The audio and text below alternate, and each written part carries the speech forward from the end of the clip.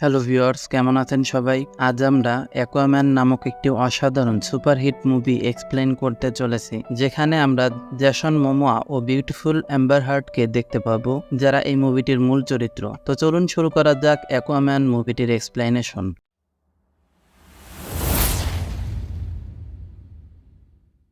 তো মুভিটি শুরু হয় 1985 সালের একটি সিন থেকে, যেখানে অ্যামনেস্টি বেতে আমরা একটি লাইট হাউস দেখতে পারি, যেখানে একজন লাইট হাউস কিপার ছিল যার নাম টম। সে ঝড়ের রাতে সমুদ্রের তীরে একটি আহত মেয়েকে দেখতে পায়। এরপর সে মেয়েটিকে উদ্ধার করে তার বাড়িতে নিয়ে আসলে কিছুক্ষণ পর মেয়েটির জ্ঞান ফেরে এবং তার উপর আক্রমণ করে দেয়, কিন্তু কিছুক্ষণ পর মেয়েটি আবার অজ্ঞান হয়ে যায়। এবার পরের দিন যখন মেয়েটির জ্ঞান ফেরে, সে তখন তার পেটের ক্ষত স্থানটিতে ব্যান্ডেজ দেখতে পায়। মেয়েটির খিদে পেলে সে তার সামনে থাকা অ্যাকুরিয়াম থেকে মাছ উঠিয়ে খেতে থাকে। তখন টম তাকে বলে ওটা খাবার জিনিস নয়। এরপর সে তাকে কফি খেতে বলে এবং পরিচয় জিজ্ঞেস করে। তখন মেয়েটি জানায় তার নাম অ্যাটলানা এবং সে অ্যাটলান্টিস নামক শহর থেকে এসেছে, যেটা সমুদ্রের তলদেশে অবস্থিত। এরপর ধীরে ধীরে তারা একজন আরেকজনকে পছন্দ করতে শুরু করে। এবার কয়েক বছর পর অ্যাটলানা একটি ছেলে সন্তানের জন্ম দেয়, যার নাম রাখে আর্থার। আর এই হলো আমাদের অ্যাকুয়াম্যান। কিছুদিন পরে হঠাৎ করেই অ্যাটলান্টিয়ান সোলজার তাদের উপর আক্রমণ করে দেয় এবং অ্যাটলানাকে তাদের সাথে ফিরে যেতে বলে। যদিও অ্যাটলানা তার ট্রাইডেন্টের মাধ্যমে তাদেরকে পরাজিত করে, তবুও সে অ্যাটলান্টিস ফিরে যাওয়ার সিদ্ধান্ত নেয়, কারণ এতে তাদের সন্তান নিরাপদ থাকবে। আসলে অ্যাটলানার বিয়ে রাজা ওয়ারব্যাক্সের সাথে আগে থেকেই ঠিক হয়ে গিয়েছিল, কিন্তু সে পালিয়ে এসেছিল, তাই সে ফিরে না গেলেও আরো বিশাল সৈন্যবাহিনী আসবে। কিন্তু ফিরে যাওয়ার আগে সে টমকে কথা দেয় যে সে সঠিক সময়ে সে আবারও টমের কাছে ফিরে আসবে। এরপর বেশ কয়েক বছর পর আমরা দেখতে পাই আর্থার ও তার স্কুলের বাকি স্টুডেন্টদের সাথে একটি সামুদ্রিক অ্যাকুরিয়াম পরিদর্শনে গেছে, যেখানে দুটি ছেলে তাকে বিরক্ত করতে শুরু করলে একটি হাঙ্গর অ্যাকুরিয়ামের কাছে আঘাত করতে শুরু করে। এটা দেখে বাকি সবাই ভয় পেয়ে যায় এবং তারা দেখতে পায় যে আর্থারের জন্য সমস্ত সামুদ্রিক প্রাণী তার পেছনে এসে যায়। আর এখান থেকে আমরা জানতে পারি আর্থার সমস্ত সামুদ্রিক প্রাণীর সাথে কথা বলতে পারে। এরপর অনেক বছর পেরিয়ে গেলেও অ্যাটলানা আর ফিরে আসে না, যদিও সে আর্থারকে সঠিকভাবে যুদ্ধনীতি শেখানোর জন্য ভলকো নামক একজন বিশ্বস্ত যোদ্ধাকে পাঠায়, যে আর্থারকে অনেকদিন ধরেই প্রশিক্ষণ দেয় কিভাবে সমুদ্রের নিচে নিজের ক্ষমতাকে কাজে লাগাতে হয়, কিভাবে ট্রাইডেন্ট চালাতে হয়। আর্থারও এইসব শিখতে থাকে এই আশায় যে প্রশিক্ষণ শেষে হলে সে তার মাকে দেখতে পাবে। কিন্তু প্রশিক্ষণ শেষে সে জানতে পারে তার বাবাকে বিয়ে ও আর্থারকে জন্ম দেওয়ার অপরাধে রাজা ওয়ারব্যাক্স হিংসায় তাকে বলি দিয়ে দিয়েছে। সাথে এটাও জানতে পারে যে অ্যাটলান্টিসে তার সৎ ভাই রয়েছে। মায়ের মৃত্যুর খবর শুনে আর্থার অনেক রেগে যায় এবং সিদ্ধান্ত নেয় যে সে কখনোই অ্যাটলান্টিসে ফিরে যাবে না। এরপর আরো অনেক বছর পর আমরা সমুদ্রের তলদেশে একটি সাবমেরিন দেখতে পাই, যেখানে একটি জলদস্যুর দল আরেকটি সাবমেরিনকে অ্যাটাক করে। কিন্তু এই জলদস্যুদের সামনে বাধা হয় আর্থার, যে এখন প্রাপ্তবয়স্ক এবং সবার কাছে অ্যাকুয়াম্যান নামে পরিচিত, কারণ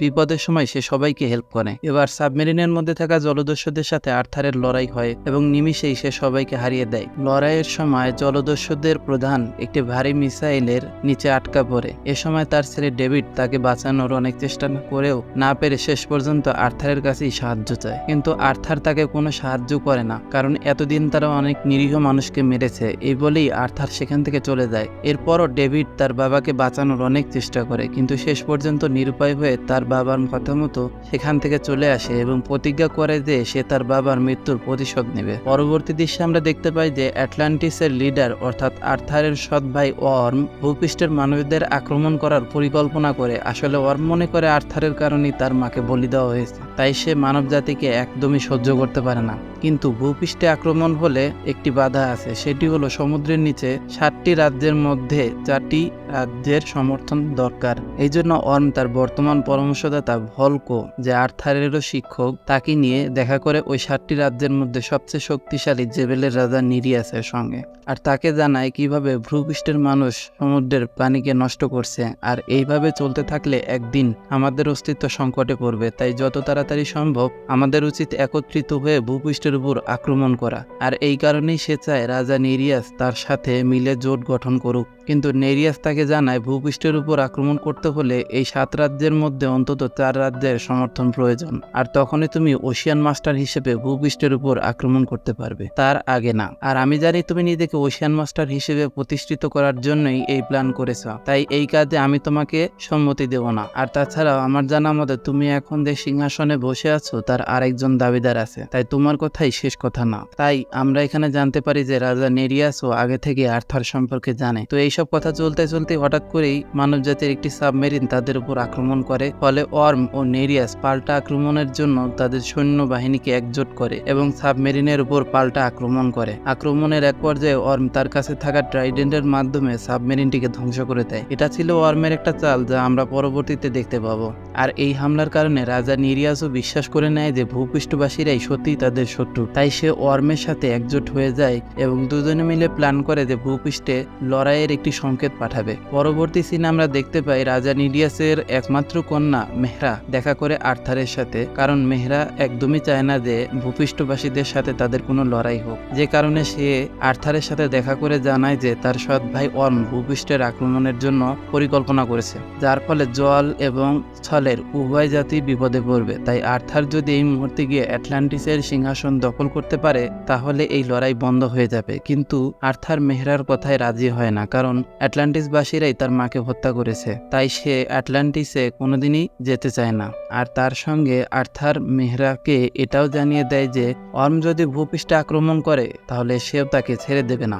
অন্যদিকে আমরা দেখতে পাই যে অর্মের কিছু কমান্ডো দেখা করে জলদস্যু ডেভিডের সাথে এবং ডেভিডকে কিছু স্বর্ণমুদ্রা দেয় তার পারিশ্রমিক হিসেবে। আসলে রাজা নিরিয়াস এবং অর্মের মিটিং এর সময় যে অ্যাটাক হয়েছিল সেখানে ডেভিডের হাত রয়েছে, কিন্তু ডেভিড জানায় তার এই অর্থের কোনো প্রয়োজন নেই, তার শুধু অ্যাকোয়াম্যান কি চাই, যে তার বাবার মৃত্যুর জন্য দায়ী। এরপর আমরা দেখতে পাই নেরিয়াস ও অর্ম মিলে যে ভূপৃষ্ঠে আঘাত হানার জন্য যে আগাম সংকেত পাঠাতে চেয়েছিল সেই পরিকল্পনা অনুযায়ী তারা সমুদ্রের উপকূলে একটি সামুদ্রিক জলোচ্ছ্বাস পাঠায়। দুর্ভাগ্যক্রমে ওই সামুদ্রিক জলোচ্ছ্বাসের মধ্যে আর্থারের ও তার বাবা ভেসে যায়। আর্থার পানির মধ্যে যখন তার বাবাকে খুঁজে বের করার চেষ্টা করছিল তখন সেই মুহূর্তে মেহরা আসে এবং আর্থারের বাবাকে বাঁচাতে সাহায্য করে। এরপর মেহরা আর্থারকে জানায় যে এটি তার সৎ ভাই অর্মের কাজ এবং এটি ভবিষ্যৎ লড়াইয়ের একটি সংকেত মাত্র।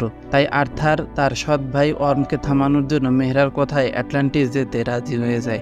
এরপর মেহরা তার বাহনে করে আর্থারকে লুকিয়ে আটলান্টিসে নিয়ে যায় এবং সর্বপ্রথম দেখা করে ভলকুর সাথে, যে আর্থারকে প্রশিক্ষণ দিয়েছিল এবং সে বর্তমানে অর্মের পরামর্শদাতা। কিন্তু সে অর্মের মতাদর্শের বিরুদ্ধে এবং সেও কিছুতে চায় না যে অ্যাটলান্টিসবাসী ভূপৃষ্ঠের উপর আক্রমণ করুক। এখানে ভলকো আর মেহরা আর্থারকে অ্যাটলান্টিসের প্রথম বাদশাহ অ্যাটলানের ট্রাইডেন্ট সম্পর্কে জানায় এবং বলে যে সে যদি এই ট্রাইডেন্ট উদ্ধার করতে পারে তাহলে সে সমুদ্রের সকল প্রাণীকে নিয়ন্ত্রণ করতে পারবে এবং অ্যাটলান্টিসের রাজা হিসেবে প্রতিষ্ঠিত হয়ে যুদ্ধ থামাতে পারবে। কিন্তু এখানে একটি সমস্যা হলো, এই ট্রাইডেন্টটি যখন তৈরি করা হয়েছিল তখন অ্যাটলান্টিস সমুদ্রপৃষ্ঠের উপরে ছিল, কিন্তু বাদশাহ অ্যাটলানের একটি ভুল এক্সপেরিমেন্টের কারণে পুরো সাম্রাজ্য সমুদ্রের নিচে চলে যায় এবং অ্যাটলান্টিসবাসী পানিতে শ্বাস নেওয়ার ক্ষমতা অর্জন করে। আর তখন থেকেই অ্যাটলান্টিসবাসী সমুদ্রের নিচেই বসবাস করে। আর এই জন্যই রাজা অ্যাটলান নির্বাসনে যাওয়ার সিদ্ধান্ত নেয়। আর সেই থেকেই রাজা অ্যাটলান এবং তার ট্রাইডেন্ট কেউ কোনোদিন দেখেনি। অর্থাৎ এখন আর্থারকে যেভাবেই হোক ওই ট্রাইডেন্টটি খুঁজে বের করতে হবে।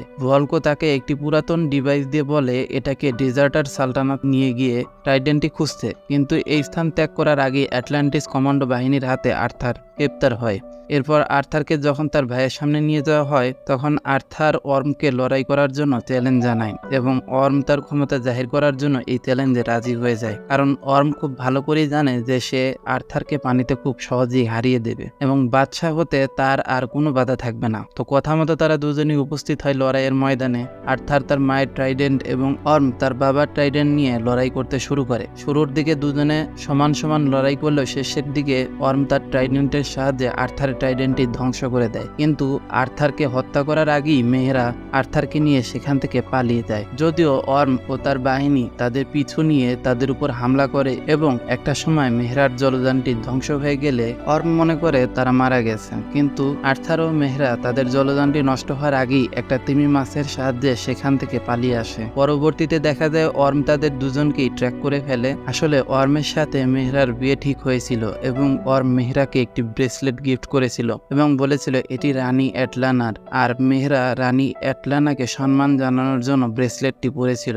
আর ওই ব্রেসলেটের মাধ্যমেই অর্ম তাকে ট্র্যাক করে ফেলে এবং তার কমান্ডো বাহিনীকে অর্ডার দেয় যে ওদের দুজনকে গ্রেপ্তার করো। আর রাজা নেরিয়াস অর্মকে শর্ত দেয় তার মেয়েকে যেন নিরাপদে ফিরিয়ে নিয়ে আসা হয় এবং তার হাতে তুলে দেওয়া হয়। আর তার মেয়ের যদি কোনো ক্ষতি হয় তাহলে সে জোট ভেঙে দেবে। অন্যদিকে আমরা দেখতে পাই আর্থার এবং মেহেরা তাদের জিপিএস এর মাধ্যমে উপস্থিত হয় সাহারা মরুভূমিতে, কারণ তাদের মনে হয় তারা এখানেই ট্রাইডেন্ট সম্পর্কে কোনো সূত্র পাবে যে কিং আটলান্টার ট্রাইডেন্টটি কোথায় রয়েছে। এবার আর্থার ও মেহেরা যেহেতু ভূপৃষ্ঠে রয়েছে তাই ওয়ার্ম আবারও ডেভিডের সাথে যোগাযোগ করে এবং তাকে কিছু অ্যাটলান্টিয়ান আধুনিক অস্ত্র দেয় যাতে সে সহজেই আর্থারকে মারতে পারে। যে অস্ত্রগুলো আবার ডেভিড তার ইচ্ছামতো মডিফাই করে নেয় যাতে তার কাজ আরো সহজ হয়ে যায়। অন্যদিকে আর্থার এবং মেহেরা খুঁজতে খুঁজতে সাহারা মরুভূমিতে থাকা ডেজার্টার সালতানাতের একটি পুরনো টেম্পলে পৌঁছে যায় এবং চিহ্ন দেখে বুঝতে পারে যে এখানেই তৈরি হয়েছিল বাদশাহ অ্যাটলানের সেই শক্তিশালী ট্রাইডেন্ট। খুঁজতে খুঁজতে সেখানে তারা একটি পুরনো বৃত্তাকার মেশিন পায় যেটার উপর ভলকর দেওয়া সেই ডিভাইসটা অ্যাটাচ করে বাদশাহ অ্যাটলানের ট্রাইডেন্ট সম্পর্কে একটি হলোগ্রাফিক বার্তা শুনতে পায় এবং সেখানে একটি মানচিত্র সহ বোতল খুঁজে পায়, যেটা দেখে তারা বুঝতে পারে তাদের ইটালির সিসিলিতে যেতে হবে। এরপর সেখানে পৌঁছে তারা অনেক চেষ্টার পর সেই বোতলের সাহায্যে জানতে পারে ট্রাইডেন্টটি কোথায় রয়েছে। কিন্তু সেই মুহূর্তে সেখানে আক্রমণ করে ডেভিড, আর এখন যেহেতু ডেভিডের কাছে অ্যাটলান্টিয়ান অস্ত্র রয়েছে তাই আর্থার তার কাছে হেভি মার খায়, কিন্তু আর্থার তার বুদ্ধির সাহায্যে ডেভিডকে পরাজিত করে আর মেহরা বুঝতে পেরে তার ব্রেসলেটটি ভেঙে ফেলে। এরপর তারা দুজনে মিলে একটি বোট নিয়ে রওনা হয় সেই জায়গার উদ্দেশ্যে যেখানে ট্রাইডেন্ট রয়েছে। অন্যদিকে আমরা দেখতে পাই ওয়ার্ম তার উদ্দেশ্যকে সফল করার জন্য সমুদ্রের নিচে আরো একটি রাজ্যের রাজার সাথে দেখা করে, কিন্তু ওয়ার্মের পরিকল্পনা শুনে ওই রাজা তার মতামত প্রত্যাখ্যান করলে তার স্ত্রী এবং কন্যার সামনে ওই রাজাকে হত্যা করে এবং ওই রাজ্যের রাজকুমারীকে তাদের সাথে যোগ দিতে বাধ্য করে।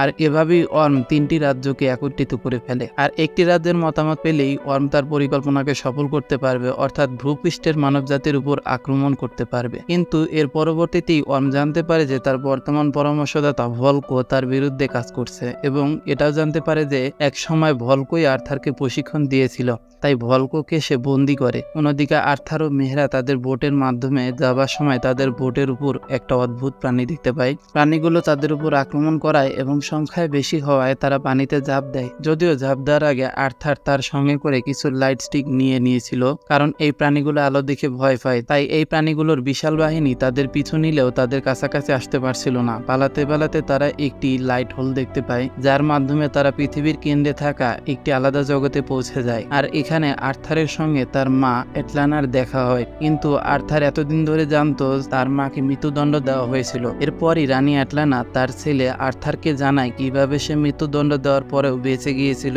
এবং এই জায়গায় আটকে পড়েছে। সে জানায় রাজা অরব্যাক্স যখন তার অবৈধ সন্তানের কথা জানতে পারে তখনই তাকে মৃত্যুদণ্ড দেয় এবং এই ট্রেঞ্জে ফেলে দিয়ে যায় যাতে এই অদ্ভুত দেখতে প্রাণীগুলো তাকে হত্যা করে। কিন্তু সৌভাগ্যবশত ওই লাইট হোলের মাধ্যমে সে এই জায়গায় এসে পৌঁছায় এবং বেঁচে যায়। আর তখন থেকেই সে এখানে আটকে রয়েছে, যেটা শুনে আর্থার তার মাকে বলে এখান থেকে বের হওয়ার কি কোনো উপায় নেই। তখন তার মা তাকে বলে কেবলমাত্র বাদশাহ অ্যাটলানের ট্রাইডেন্টই আমাদের এখান থেকে বের করতে পারে, আর ট্রাইডেন্টটি এখানে থাকা ঝর্ণার পেছনে রয়েছে, তাই এই ট্রাইডেন্টটি অর্জন করতে পারলেই এখান থেকে তারা বের হতে পারবে। কিন্তু সমস্যা হলো ক্যারাথন নামক একটি বিশাল আকার দৈত্য এই ট্রাইডেন্টটিকে পাহারা দেয়, যার কাছে থেকে এই ট্রাইডেন্টটি উদ্ধার করা প্রায় অসম্ভব। রানী অ্যাটলানা নিজে অনেকবার চেষ্টা করেছে কিন্তু পারেনি। ওই দৈত্য শুধুমাত্র সত্যিকারের রাজাকেই ওই ট্রাইডেন্টটি নিতে দিবে, অন্য কাউকে না। এসব কথা শোনার পর আর্থার ট্রাইডেন্টটি উদ্ধার করতে ঝর্ণার ভেতরে চলে যায় এবং ভেতরে গিয়ে সে বাদশাহ অ্যাটলানের কঙ্কাল এবং ট্রাইডেন্টটি দেখতে পায়। যখনই সে ট্রাইডেন্টের কাছে যায় তখনই সেই বিশাল আকার দৈত্য মানে ক্যারাথন সেখানে চলে আসে এবং আর্থারের উপর আক্রমণ করে দেয় যাতে সে ট্রাইডেন্টটি না পারে। লড়াইয়ের এক পর্যায়ে আর্থার দৈত্যটির সাথে কথা বলে এবং তাকে থামতে বলে। দৈত্যটি অবাক হয়ে আর্থারকে জিজ্ঞেস করে তুমি আমার সাথে কথা বলতে পারো? আর্থার বলে হ্যাঁ। তখন দৈত্যটি বলে সেই প্রথম ব্যক্তি যে বাদশাহ অ্যাটলানের পরে তার সাথে কথা বলতে পারছে। দৈত্যটি আর্থারকে বলে তুমি নিজেকে এই ট্রাইডেন্টের যোগ্য মনে করো কিনা। আর্থার বলে আমি এই ট্রাইডেন্টের যোগ্য নেই, শুধুমাত্র উভয় বিশ্বকে বাঁচানোর জন্য আমি এই ট্রাইডেন্টটি নিতে এসেছি। আর এই কথা শুনে দৈত্যটি আর্থারকে বলে আজ পর্যন্ত কেউ বাদশাহ অ্যাটলানের হাত থেকে ট্রাইডেন্টটি খুলতে পারেনি, তুমি যদি খুলতে পারো তাহলে নিয়ে যাও, আর যদি না পারো তাহলে আমি তোমাকে খেয়ে ফেলবো। কিন্তু আমরা দেখতে পাই যে আর্থার এক ঝটকাতেই ট্রাইডেন্টটি খুলে ফেলে, আর ট্রাইডেন্টটি হাতে নেওয়ার সাথে সাথেই সমস্ত সামুদ্রিক প্রাণী আর্থারের বশীভূত হয়ে যায় এবং একটি নতুন গোল্ডেন কস্টিউমে সজ্জিত হয়ে ঝর্ণা থেকে বেরিয়ে আসে। আসে। অন্যদিকে আমরা দেখতে পাই অর্ম তার সাথে যোগ দেওয়া 3টি রাজ্যকে সঙ্গে নিয়ে নতুন একটি সামুদ্রিক রাজ্যকে আক্রমণ করে, যাতে তাদের সমর্থন পাওয়া যায় এবং ওশিয়ান মাস্টার হিসেবে প্রতিষ্ঠিত হওয়া যায়। আর এই যুদ্ধের ময়দানেই আর্থার এবং মেহরা ক্যারাথনকে নিয়ে উপস্থিত হয় এবং ক্যারাথন ও অন্যান্য সামুদ্রিক প্রাণীর সাহায্যে অর্মের বাহিনীর উপর আক্রমণ করে।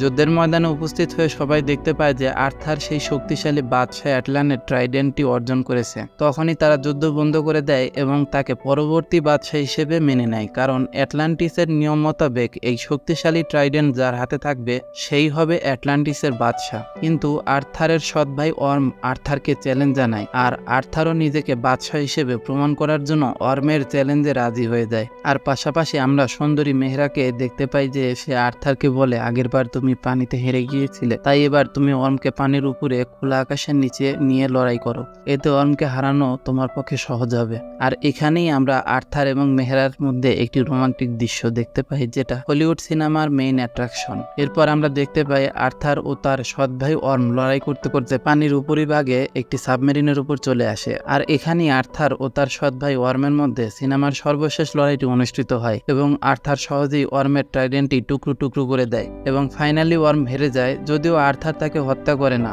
আর এই সময় রানী অ্যাটলানা সেখানে উপস্থিত হয় এবং তার দ্বিতীয় ছেলে অর্মকে বোঝায় যে তার বাবা ভুল শিক্ষা দিয়ে গেছে। ভূপৃষ্ঠে বসবাসকারী মানবজাতি এবং অ্যাটলান্টিসবাসীদের মধ্যে কোনো বিভেদ নেই, তাদের সকলেরই এই পৃথিবীতে বেঁচে থাকার অধিকার রয়েছে। এরপরই দেখা যায় ভলকো অ্যাটলান্টিসের নিয়ম অনুযায়ী কমান্ডোদের অর্মকে গ্রেপ্তার করার আদেশ দেয়, যদিও আর্থার অর্মকে জানায় সে যদি চায় আর্থার তার সাথে কথা বলবে। আর এরপরই দেখা যায় রাজকুমারী মেহরা সমস্ত অ্যাটলান্টিসবাসীদের সামনে আর্থারকে তাদের নতুন রাজা হিসেবে অফিসিয়ালি ঘোষণা করে। আর যেহেতু আর্থার ও মেহরা পরস্পরকে পছন্দ করে, তাই আর্থার মেহরাকে তার রানী হওয়ার জন্য বলে। আর এই সিনেমার সর্বশেষ দৃশ্যে আমরা দেখতে পাই রানী অ্যাটলানা মানে আর্থারের মা তার বাবার কাছে ফিরে যায়, যে আজও সেই লাইট হাউসের পাশে তার স্ত্রীর জন্য অপেক্ষা করছিল। আসলে ট্রু লাভ নেভার এন্ড। সিনেমার পোস্ট ক্রেডিট সিনে আমরা দেখতে পাই ডক্টর স্টিফেন নামক একজন সামুদ্রিক বিজ্ঞানী ডেভিডকে আহত অবস্থায় সমুদ্রে পায় এবং তাকে বাঁচায়। আসলে আর্থারের সাথে লড়াইয়ে ডেভিড মারা যায়নি। জ্ঞান ফেরার পর ডেভিড দেখতে পায় স্টিফেন তার সেই অ্যাটলান্টিয়ান অস্ত্রগুলো নিয়ে পরীক্ষা করছে। এবার যখনই স্টিফেন ডেভিডের কাছে জানতে চায় এই অ্যাটলান্টিয়ান অস্ত্রগুলো সে কোথায় পেয়েছে, তখন ডেভিড বলে, আমি তোমাকে সব বলবো, তার আগে তুমি বলো আমি অ্যাকুয়াম্যানকে কোথায় পাবো। আর এখানেই সিনেমাটি শেষ হয়ে যায়, অর্থাৎ সিনেমাটির সেকেন্ড পার্ট আসবে। আসলে সিনেমাটি এক্সপ্লেন করে এর আসল ফিলটা বোঝানো যাবে না, তাই এক্সপ্লেন দেখার পর সিনেমাটি দেখার পরামর্শ রইল। ভিডিওটি যদি আপনি ইউটিউব থেকে দেখে থাকেন তাহলে আমাদের ইউটিউব চ্যানেলটি সাবস্ক্রাইব করে বেল বাটনটি প্রেস করুন এবং লাইক করুন। আর এফবিতে দেখে থাকলে আমাদের পেজটি ফলো করুন। ভালো থাকবেন, সুস্থ থাকবেন, দেখা হবে পরবর্তী কোনো ভিডিওতে। ততক্ষণ পর্যন্ত বাই।